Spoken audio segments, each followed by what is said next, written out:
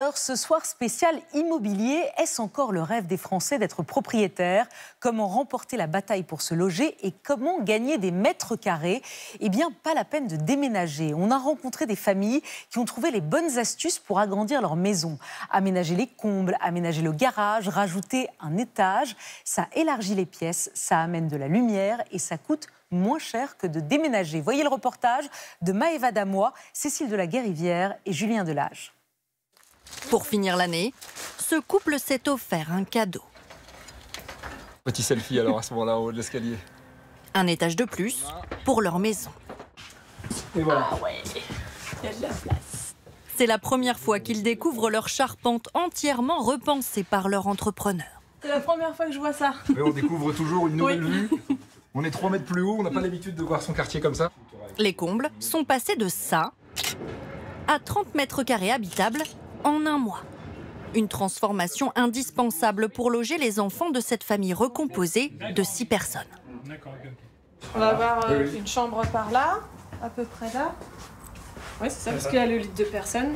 Avec des lits de personnes dans chaque chambre, ça fait un Des bon portes de volume. chaque côté pour les chambres sur les côtés.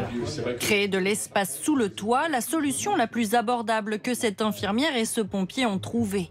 Un peu moins de 50 000 €, financés par la vente d'une maison. De ne pas avoir eu besoin d'emprunter, ça a été quelque chose de beaucoup moins chronophage, puisqu'après il faut démarcher, etc. Et ça peut être plus long et au final peut-être coûter un peu plus cher. Ils avaient déjà chassé le mètre carré en réaménageant leur garage.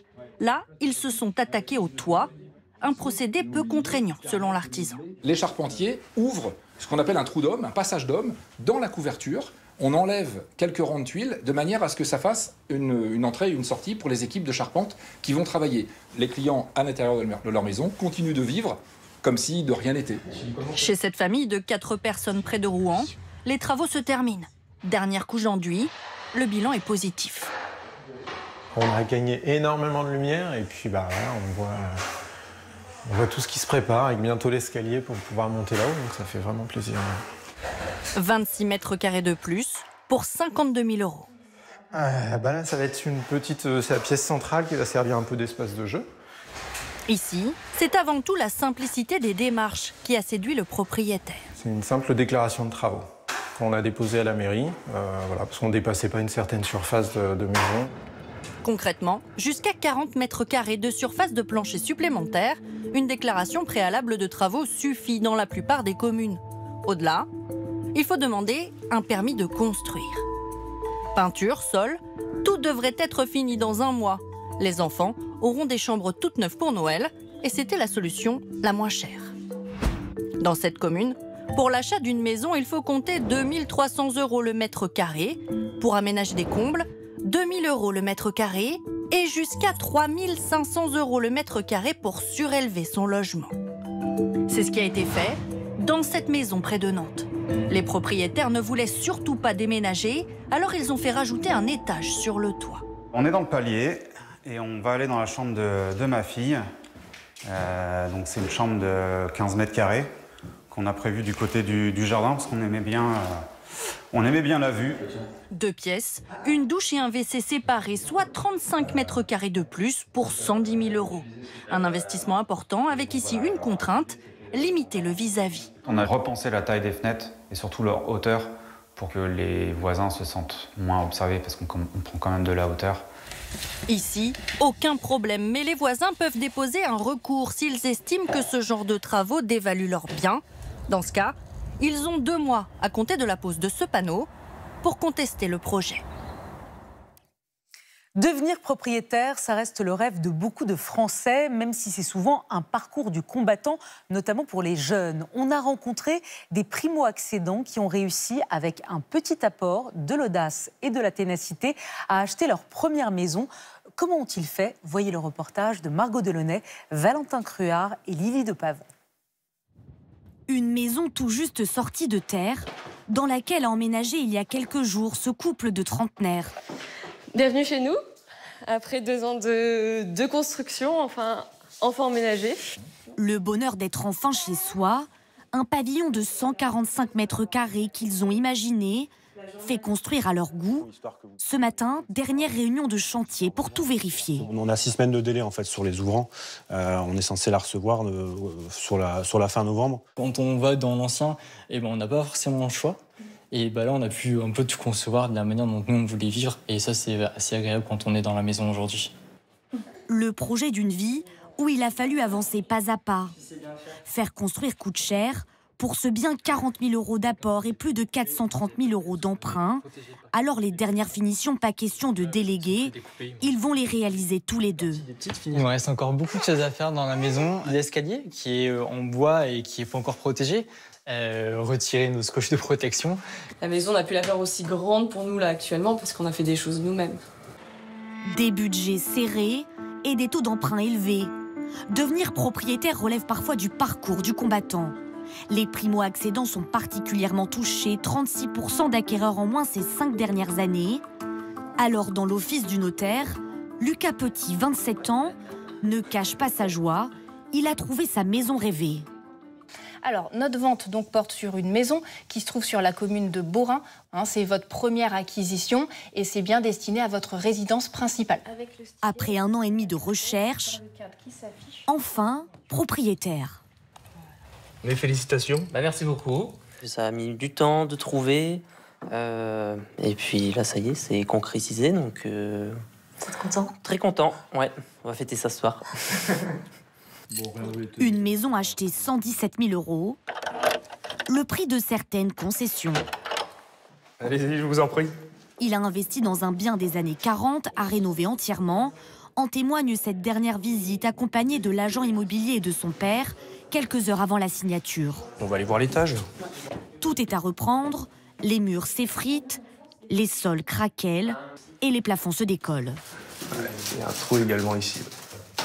Pour rester proche de son lieu de travail, ce technicien géomètre, avec un salaire de 2 200 € par mois, n'a pas eu d'autre choix. Dans tous les cas, il y avait des travaux à faire au vu de mon budget. Sinon, une maison autour d'Arras, c'est pas possible de trouver. Et puis, étant donné que je suis jeune, que j'achète seul, c'était pas extensible. 50 000 € à prévoir pour rénover ce bien, du sol au plafond. Les gouttières, vous allez également les changer. Ouais. Un cas loin d'être isolé quand on veut acheter avec un petit budget. Si on n'a pas forcément un minimum de 10 à 20% d'apport, les banques sont beaucoup plus frileuses, donc c'est beaucoup plus délicat d'acquérir sa première maison, son premier appartement. Avec ces contraintes, en moyenne en France, le premier achat est réalisé à 33 ans. Les prix de l'immobilier ont doublé en 20 ans en France, mais cette tendance cache de gros écarts en fonction de la région où vous habitez. Avec 200 000 € par exemple, vous pouvez acheter un studio à Paris ou un château en Bourgogne. Le grand Monopoly de l'immobilier, c'est Jean-Paul Chapelle et Serhan Ganzer qui vous l'expliquent le mieux. Plus d'un Français sur 2 est propriétaire. Un rêve parfois bien difficile à réaliser. Alors, qui sont ces propriétaires? Quels sont les écarts de prix selon les régions? Et peut-on acheter les mêmes surfaces qu'il y a 5 ans? Voici 3 infos pour comprendre. 57% des ménages sont propriétaires de leur résidence principale. C'est notre première info. C'est plus que l'Allemagne, 47%, beaucoup moins que l'Espagne, 74%. Bien sûr, ça dépend des revenus. En France, 67% des cadres possèdent leur logement, contre seulement 38% des employés. Ça dépend aussi de l'âge. Chez les moins de 30 ans, seulement 17% sont propriétaires. À partir de 70 ans, c'est 71%. Notre deuxième info, les prix ont quasiment doublé en 20 ans.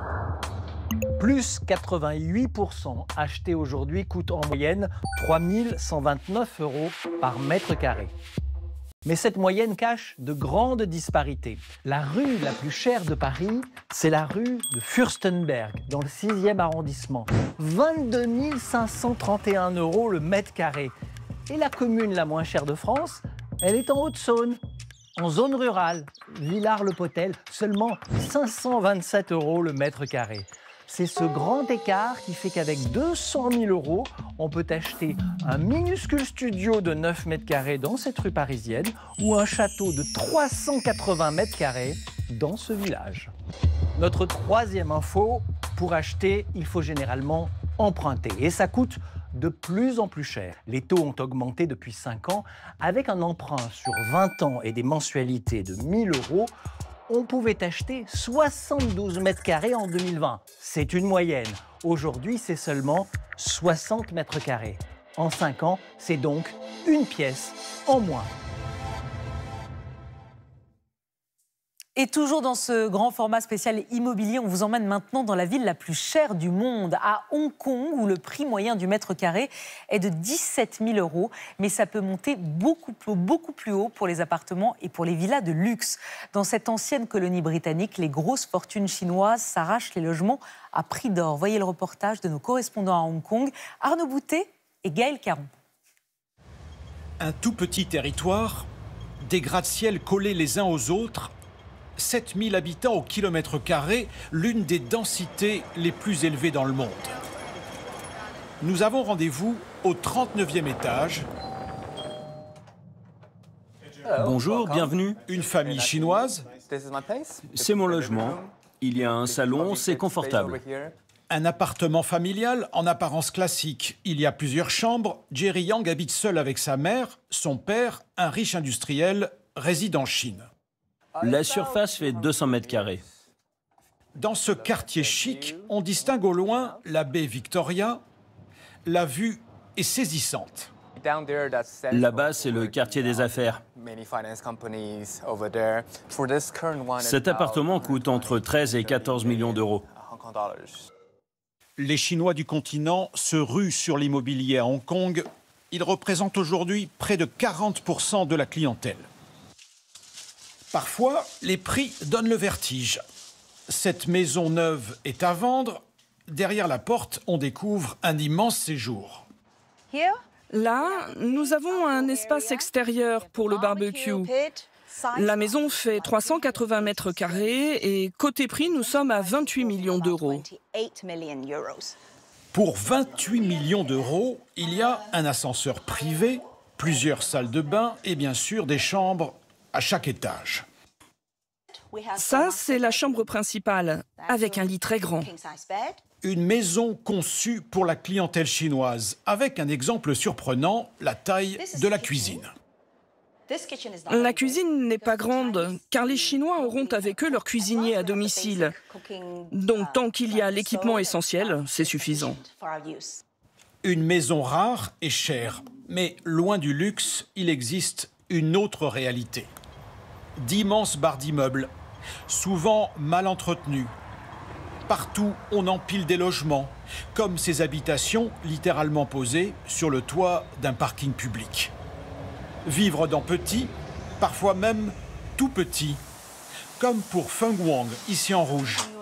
Cette mère de famille, accompagnée ce jour-là d'une assistante sociale, nous ouvre sa porte.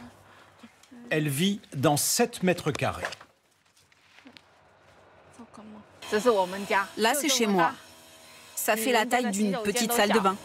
Elle habite ici avec son fils. Derrière moi, ce sont les lits superposés. Il dort en haut et moi en bas. Feng Wang paye près de 500 € par mois, charges comprises. Elle ne travaille pas, perçoit des allocations familiales et tente de s'organiser tant bien que mal dans cet espace réduit.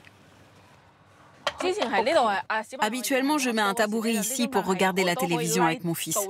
Lui est assis là, sur le lit. Auparavant, l'appartement était plus grand. Le propriétaire, un marchand de sommeil, l'a divisé en 3 lots, une pratique très répandue à Hong Kong.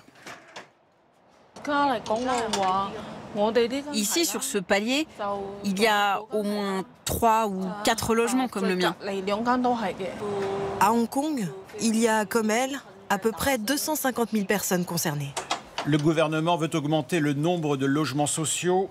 À Hong Kong, le prix de l'immobilier ne cesse d'augmenter, plus 6% cette année.